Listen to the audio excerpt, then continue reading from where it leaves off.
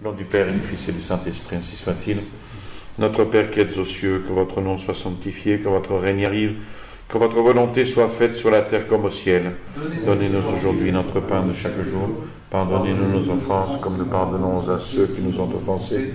Et ne nous laissez pas succomber à la tentation, mais délivrez-nous du mal, ainsi soit-il. Saint Pie X, au nom du Père et du Fils et du Saint-Esprit, ainsi soit-il. Bien, nous continuons les textes pontificaux de Saint Pie X avec quelques décrets.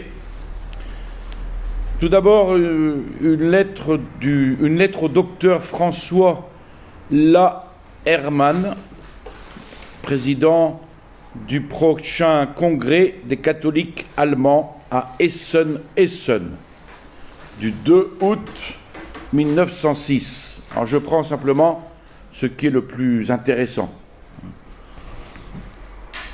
Il exprime d'abord comment, le pape exprime comment d'abord il est plein d'espoir dans leur foi et leur expérience, sachant la constance et la vivacité de la foi des catholiques allemands.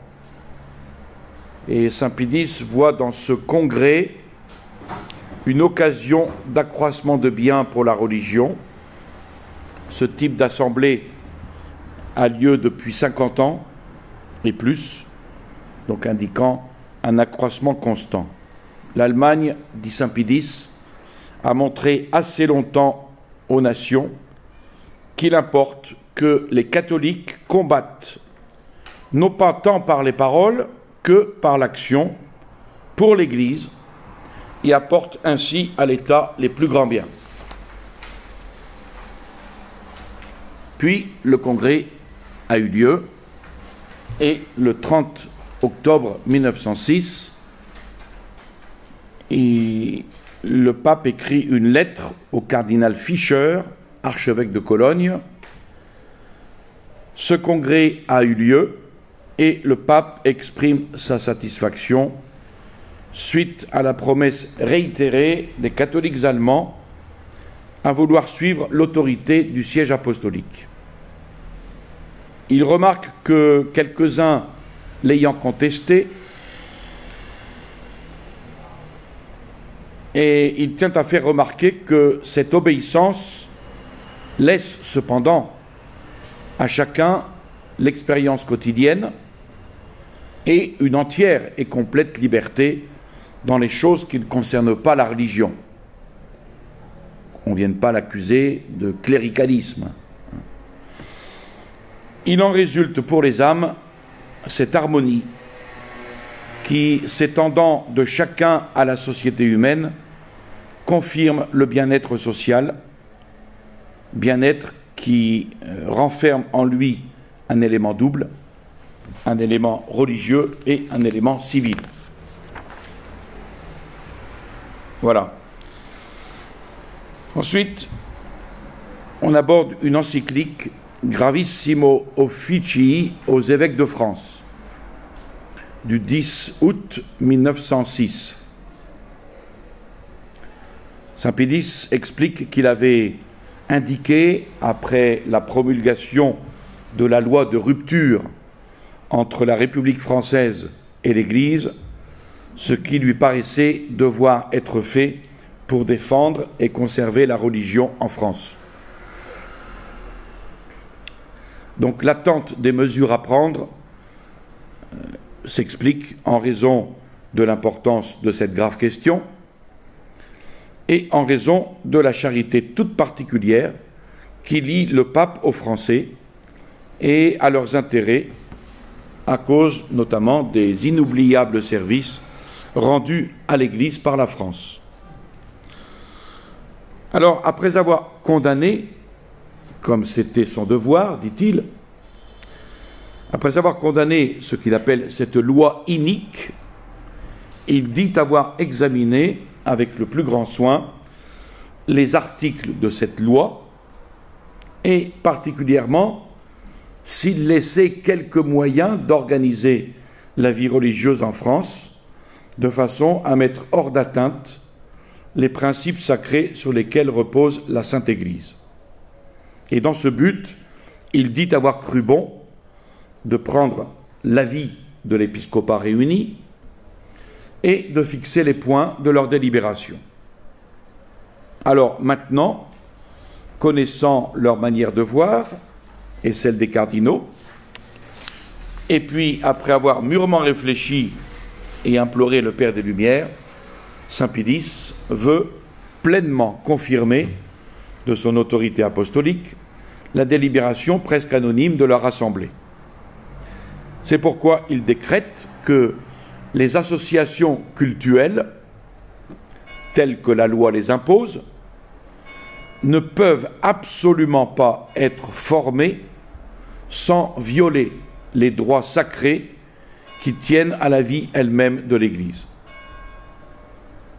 Et il dit que sa conscience lui défend d'approuver ces associations, et donc lui pourrait paraître opportun d'examiner s'il est licite d'essayer à leur place quelque autre genre d'association, à la fois légale et canonique, et préserver ainsi les catholiques de France de graves complications qui les menacent. Mais une telle éventualité restant incertaine, la loi restant telle qu'elle, il déclare qu'il n'est point permis d'essayer cet autre genre d'association tant qu'il ne constatera pas d'une façon certaine et légale que la divine constitution de l'Église et les droits immuables du pontife romain et des évêques, comme leur autorité sur les biens nécessaires à l'Église, particulièrement sur les édifices sacrés, seront irrévocablement dans les dites associations en pleine sécurité. Et vouloir le contraire, dit-il, ce serait trahir la sainteté de sa charge et ce serait amener la perte de l'Église de France. Donc Saint Pie X dit aux évêques de France: mettez-vous à l'œuvre, prenez tous les moyens que le droit reconnaît à tous les citoyens pour disposer et organiser le culte religieux. Prenez courageusement ce fardeau, confiez tout le reste à la bonté prévoyante de Dieu, dont le secours, au moment voulu, ne manquera pas à la France. Alors, il prévoit aussi les récriminations des ennemis de l'Église contre son décret et ses ordres. Quelles sont-elles, ces récriminations? D'abord, ils s'efforceront de persuader au peuple de Dieu que le pape n'a pas en vue uniquement le salut de l'Église de France, qu'il a un autre dessein étranger à la religion. On attend qu'ils nous disent lequel. Que la forme de la République en France lui est odieuse, ça je le crois volontiers, qu'il seconde pour la renverser les efforts des partis adverses, et qu'il refuse aux Français ce qu'il a sans difficulté accordé à d'autres. Voilà les accusations qu'on porte contre le pape. Alors Saint Pie X dénonce ces récriminations et autres semblables qui étaient répandus dans le public pour irriter les esprits. Il les dénonce comme des faussetés et il incombe aux évêques, ainsi qu'à tous les hommes de bien, de les réfuter pour qu'elles ne trompent point les gens simples et ignorants. En ce qui concerne l'accusation spéciale contre l'Église d'avoir été, ailleurs qu'en France, plus accommodante dans un cas semblable, les évêques de France doivent bien expliquer que l'Église en a agi de la sorte parce que toutes différentes étaient les situations et parce que surtout les divines attributions de la hiérarchie étaient dans une certaine mesure sauvegardées, ce que n'était pas le cas en France. Si un État quelconque s'est séparé de l'Église en laissant à celle-ci la ressource de la liberté commune à tous et la libre disposition de ses biens, il a sans doute, et à plus d'un titre, agi injustement, puisqu'il s'est séparé de l'Église, mais on ne saurait pourtant dire qu'il ait fait à l'Église une situation entièrement intolérable. Ce qui n'est pas le cas de la France, où la situation a été intolérable. Il en est tout autrement, dit saint Pie X, aujourd'hui en France. Les fabricateurs de cette loi injuste ont voulu en faire une loi non pas de séparation, mais d'oppression. Donc la loi de séparation de l'Église et de l'État en France, c'est une loi d'oppression. Ainsi, ils affirmaient leur désir de paix. Peace and love, c'est toujours le même refrain. Ils promettaient l'entente et ils font à la religion une guerre atroce, qui est le principe de la laïcité. La laïcité, c'est la guerre à l'Église. Ils jettent le brandon des discordes les plus violentes. Ils poussent ainsi les citoyens les uns contre les autres au grand détriment de la chose publique elle-même. Et évidemment, ils vont s'ingénier sûrement à rejeter la faute de ce conflit et les maux qui en sont la conséquence sur le pape. Mais quiconque examine loyalement les faits saura reconnaître que si le pape mérite le moindre reproche. En effet, saint Pie X a supporté patiemment, par amour, pour ce qu'il appelle la chère nation française, injustice sur injustice. Il est donc finalement mis en demeure de franchir les saintes et dernières limites de son devoir, et il déclare ne pouvoir les franchir. Il saura reconnaître également, si plutôt la faute appartient tout entière à ceux qui, en haine du non-catholique, sont allés jusqu'à de telles extrémités. Et il affirme alors que si les catholiques de France veulent vraiment témoigner leur soumission et leur dévouement au pape, ils doivent lutter pour l'Église, selon les avertissements qu'il leur a déjà donnés, c'est-à-dire avec persévérance, avec énergie, sans agir toutefois d'une façon séditieuse et violente. Ce n'est point par la violence, mais par la fermeté qu'ils arriveront, en s'enfermant dans leur bon droit, comme dans une citadelle, à briser l'obstination de leurs ennemis. Leurs efforts aux catholiques seront inutiles également s'ils ne s'unissent pas dans une parfaite entente pour la défense de la religion. Donc saint Pie X leur dit: vous connaissez notre verdict au sujet de cette loi injuste, néfaste, conformez-vous-y de plein cœur à ce verdict, et quel qu'ait été jusqu'à présent durant la discussion les avis des uns et des autres, que nul ne se permette de blesser qui que ce soit sous prétexte que sa manière de voir était la meilleure. Ce que peuvent l'entente des volontés et l'union des forces, qu'ils l'apprennent de leurs adversaires. C'est vrai que cette entente des volontés et cette union des forces est toujours plus grande chez les adversaires que chez nous les catholiques. De même que ces adversaires ont pu imposer à la nation le stigmate de cette loi criminelle, ainsi les catholiques, par leur entente, peuvent l'effacer et le faire disparaître. Donc il insiste sur cette union des catholiques avec les évêques et le pape pour la cause de la religion. Non pas pour une autre cause, mais pour la cause de la religion. Et cette union s'adresse à tous ceux qui veulent défendre de toute leur force les intérêts suprêmes de la patrie. Puisque défendre l'Église, eh bien, c'est défendre l'ordre social.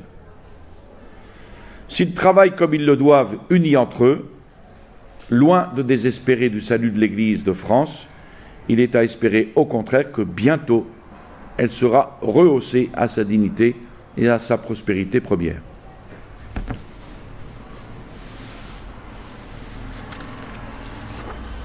Ensuite, une petite allocution consistoriale du 6 décembre 1906. Saint Pie X, c'est toujours dans cette grande préoccupation dans cette année 1906, 1905, 1906. Il se dit préoccupé de graves pensées qu'il veut communiquer aux cardinaux.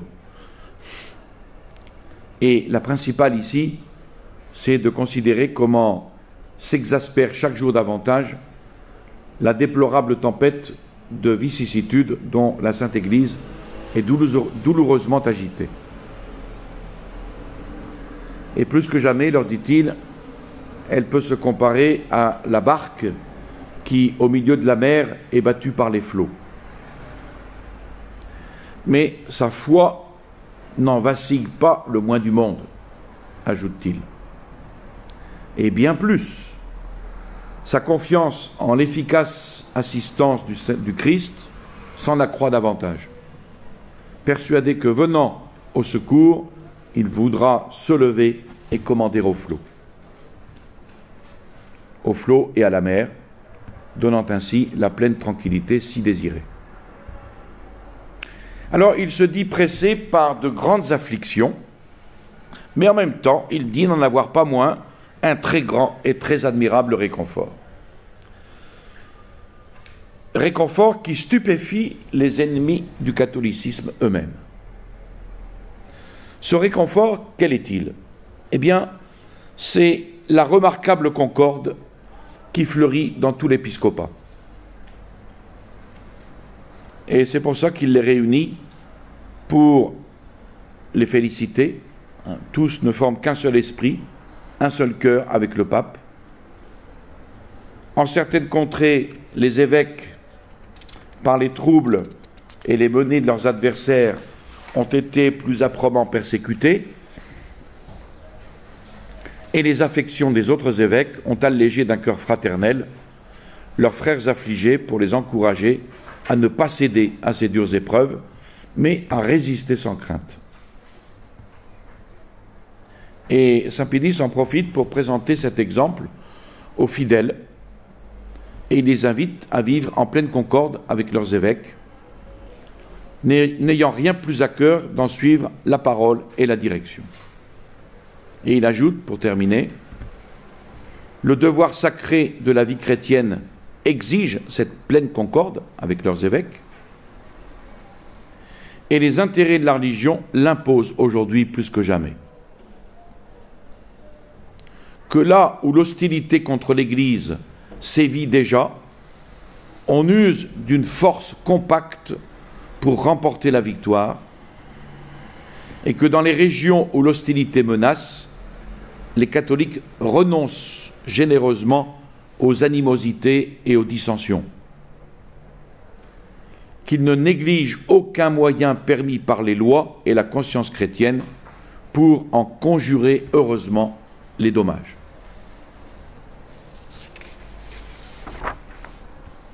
Et le dernier texte que nous voyons aujourd'hui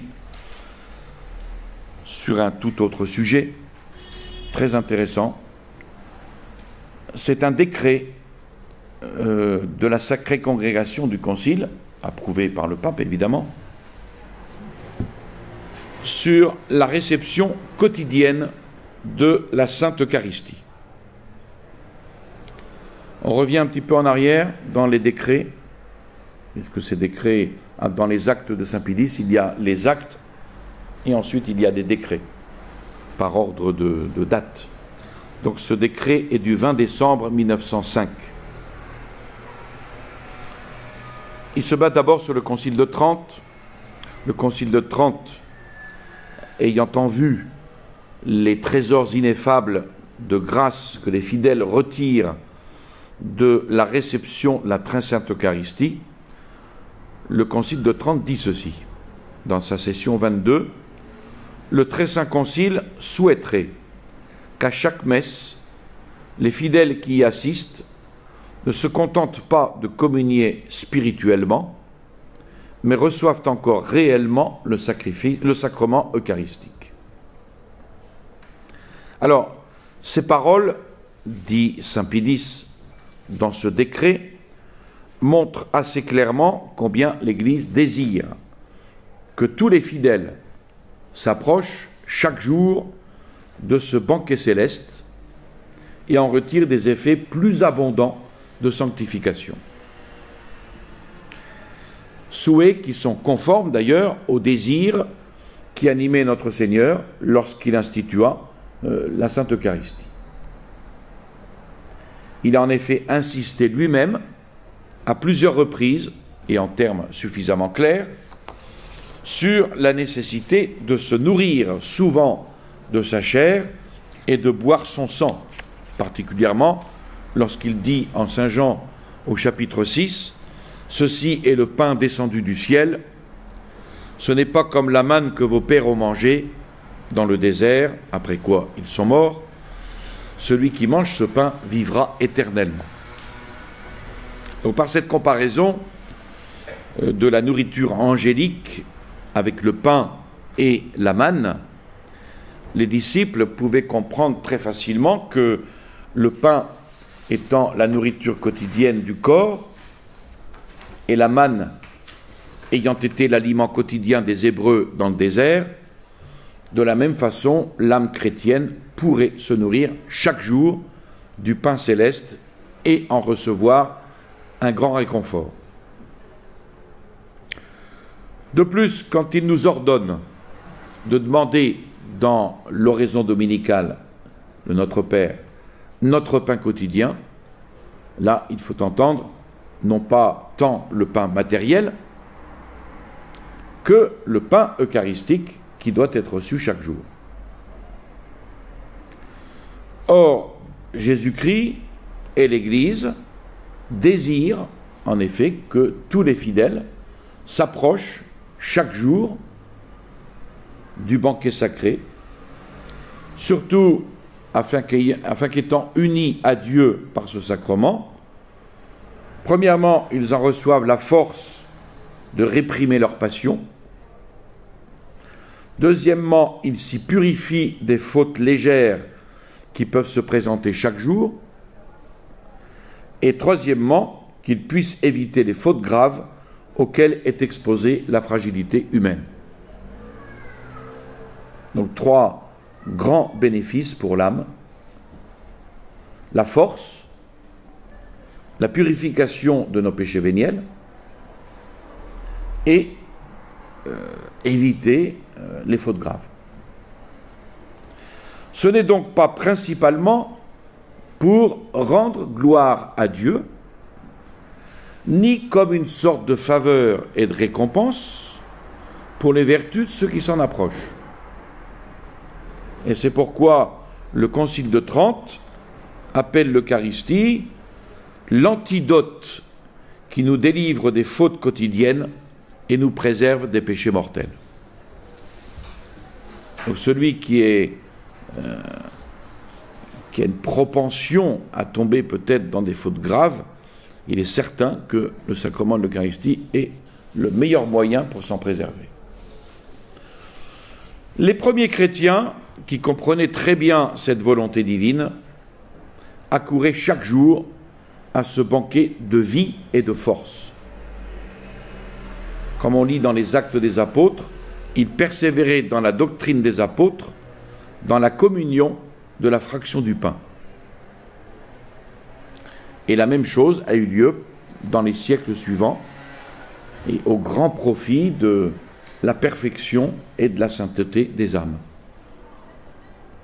Mais la piété s'étant affaiblie, et plus tard surtout le venin du jansénisme s'étant répandu partout, on commença donc à discuter sur les dispositions qu'il fallait apporter pour s'approcher de la communion fréquente et quotidienne, et c'était à qui en réclamerait comme nécessaire de plus grandes et de plus difficiles dispositions.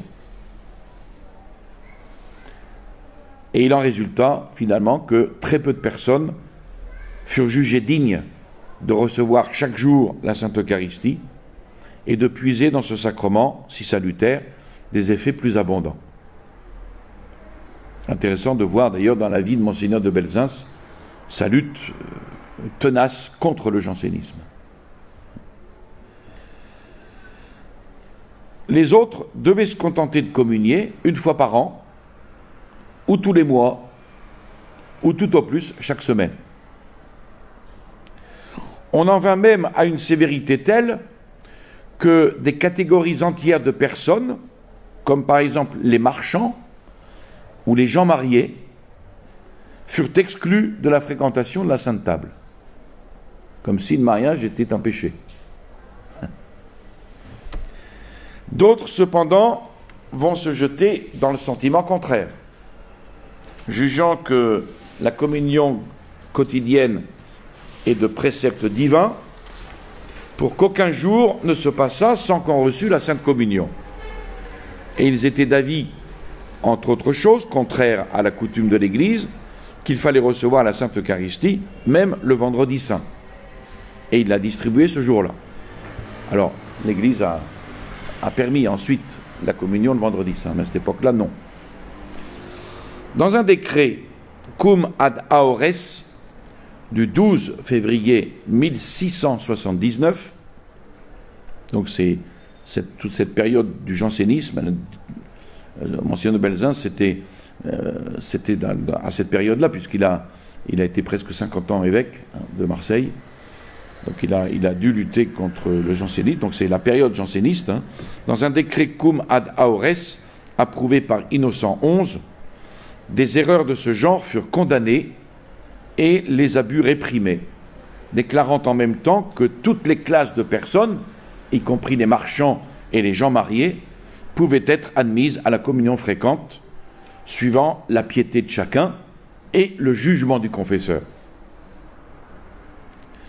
Le 7 décembre 1690, par le décret Sanctissimus Dominus Noster, le pape Alexandre VIII condamnait la proposition de Baius, qui réclamait le plus pur amour de Dieu, sans aucun mélange de défauts, de la part de ceux qui voulaient s'approcher de la Sainte Table. Toutefois, le venin du jansénisme, qui s'était introduit même parmi les bons sous prétexte d'honneur et de vénération due à l'Eucharistie, ne disparut pas complètement. Même après les déclarations du Saint-Siège, les discussions sur les dispositions qu'il fallait avoir pour bien recevoir fréquemment la Sainte Communion ont continué. Et il arriva même que certains théologiens, pourtant de bonne marque, de bonne réputation, ont pensé qu'il ne fallait pas permettre la communion fréquente si souvent, qu'il ne fallait la permettre que rarement et sous de nombreuses conditions. D'autre part, il n'a pas manqué non plus d'hommes savants et pieux qui ont facilité cet usage salutaire et si agréable à Dieu et qui enseignèrent, en s'appuyant sur les pères de l'Église, qu'il n'y a aucun précepte de l'Église réclamant de ceux qui font la communion quotidienne des dispositions plus grandes que celles demandées pour la communion hebdomadaire et mensuelle. Quant aux fruits qu'on en retire, ils sont bien plus abondants dans la communion quotidienne que dans la communion hebdomadaire ou mensuelle. Alors, devant les discussions sur ce sujet, qui n'ont pas été sans aigreur, qui ont jeté le trouble parmi les catholiques, même dans l'esprit des confesseurs, dans la conscience des fidèles, au grand détriment de la piété et de la ferveur chrétienne, Saint Pie X veut trancher la question. Il veut trancher ici la question des dispositions qu'il faut avoir pour recevoir tous les jours la Sainte Eucharistie. De telle sorte que cette coutume, qui est très bonne, qui est très salutaire, et très agréable à Dieu, non seulement n'aille pas en s'affaiblissant parmi les fidèles, mais qu'au contraire, elle grandisse et elle se répande partout, de nos jours, surtout où la foi catholique et la religion sont attaquées de toutes parts, et où l'amour de Dieu et la vraie piété laissent beaucoup à désirer. Donc Saint Pie X dit qu'il tient grandement à cœur que le peuple chrétien soit poussé à communier très fréquemment et même tous les jours, et qu'ils jouissent ainsi des fruits les plus abondants. C'est pour cela que la sacrée congrégation du Concile, dans cette perspective de saint Pie X, après une séance générale, le 16 décembre 1905, a établi et décrété ce qui suit. J'ai retenu 6 points principaux, il y en a 8 ou 9, mais les principaux sont ceux-ci. Premièrement, la communion fréquente et quotidienne, étant souverainement désirée par notre Seigneur Jésus-Christ et par l'Église catholique, doit être rendue accessible à tous les fidèles de quelque classe et de quelque condition qu'ils soient, en sorte que nul, s'il est en état de grâce, et s'il s'approche de la Sainte Table avec une intention droite, ne puisse en être écarté. Donc vous voyez ici, les 2 conditions que met saint Pie X, c'est l'état de grâce et l'intention droite. Alors ensuite, le deuxième point explicite ce qu'est l'intention droite. L'intention droite consiste à s'approcher de la Sainte Table, non pas par vanité, ça pouvait exister, aujourd'hui je ne pense pas que ça n'existe plus, mais ça pouvait exister autrefois, le maire du village par exemple, pour se montrer, il allait communier, vous voyez, peut-être dans les périodes des élections, ou par habitude, par routine, ou pour des raisons humaines. On peut mettre aussi là-dedans vanité, raison humaine. Donc l'intention droite consiste à s'approcher de la Sainte Table, non pas par vanité, ni par habitude, ni pour des raisons humaines, mais pour satisfaire à la volonté de Dieu,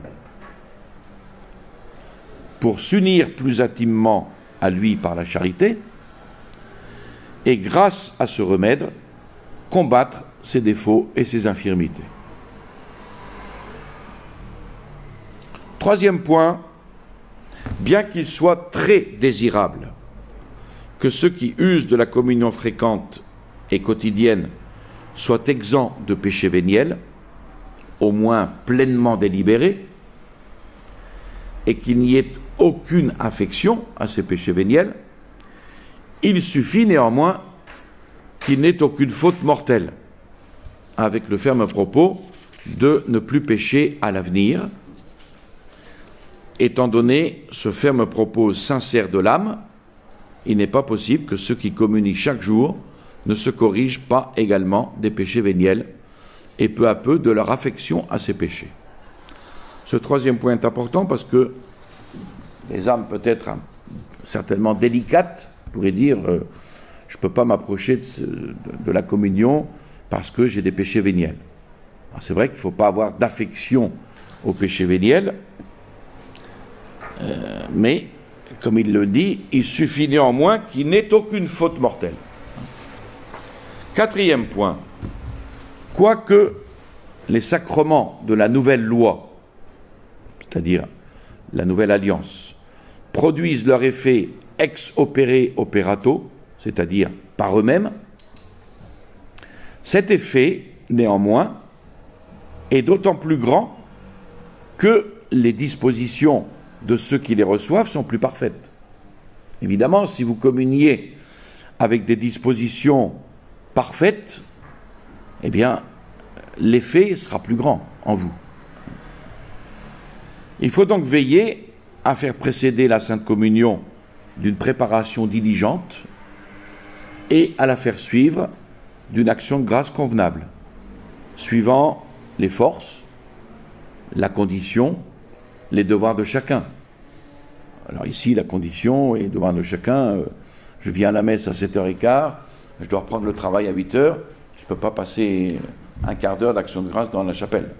Ça, c'est pour ça qu'il l'ajoute, suivant les forces, la condition et les devoirs de chacun. Cinquième point, afin que la communion fréquente et quotidienne se fasse avec plus de prudence et un plus grand mérite, il importe de demander conseil à son confesseur. que les confesseurs se gardent cependant, de priver de la communion fréquente et quotidienne une personne qui est en état de grâce et qui s'en approche avec une intention droite.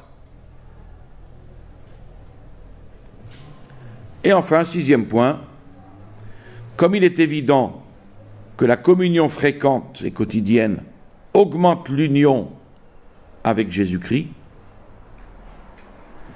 comme il est évident que cette communion fréquente alimente avec plus de force la vie spirituelle, comme il est évident que cette communion embellit l'âme des plus abondantes vertus et nous donne un gage encore plus ferme de la vie éternelle, eh bien ça s'adresse à nous, les curés, les confesseurs et les prédicateurs devront exhorter le peuple chrétien à cette pratique si pieuse et si salutaire, ce que je fais aujourd'hui. Et à tous ceux qui m'écoutent, eh bien, qu'ils en prennent de la graine, parce qu'il y a vraiment peu de gens qui communient chaque jour. Et c'est fort regrettable. Je vous salue Marie, pleine de grâce, le Seigneur est avec vous. Vous êtes bénie entre toutes les femmes, et Jésus, le fruit de vos entrailles, est béni. Sainte Marie, Mère de Dieu, priez pour nous pauvres pécheurs, maintenant et à l'heure de notre mort, ainsi soit-il. Au nom du Père et du Fils et du Saint-Esprit, ainsi soit-il.